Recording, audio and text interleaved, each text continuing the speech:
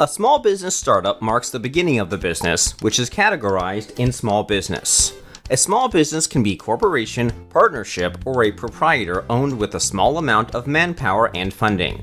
In America, a small business startup comprises of less than 100 employees, whereas in UK it has less than 50 workers. In countries like Australia, a small business startup begins with 1 to 19 employees. A small business startup is identified by its small investment, small turnover and profit, and less manpower. The smallest business startup can begin at home, which are termed by the World Bank as micro-businesses. They usually have manpower of less than 10 employees. Advantage of a small business is that it requires less investment. The working hours of such a venture is also less and requires smaller work area. They have a closer relationship with their customers and clients. They are highly independent and flexible to the changing market. Disadvantage of such a small business startup is the high risk of bankruptcy. In absence of strong financial backup, the business may go into heavy losses, resulting in legal action against the proprietor in case of loan taken. A small business startup should follow the 3 methods for greater success. Formulating a business plan. For any small business startup, a well-defined plan is necessary.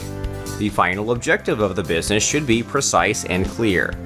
The requirements should be formulated and the money to be invested should be prudently calculated.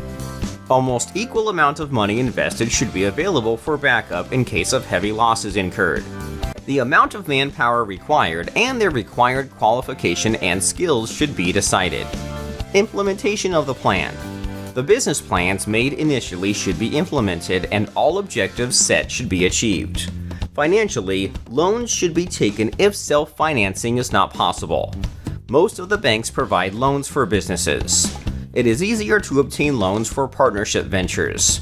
After the principal amount is obtained, the hiring of manpower is done. This is followed by purchasing of all commodities needed for the business to start. The small business startup can now function fully. Getting customers and marketing. Getting the right customers is the key to success for all small business startups.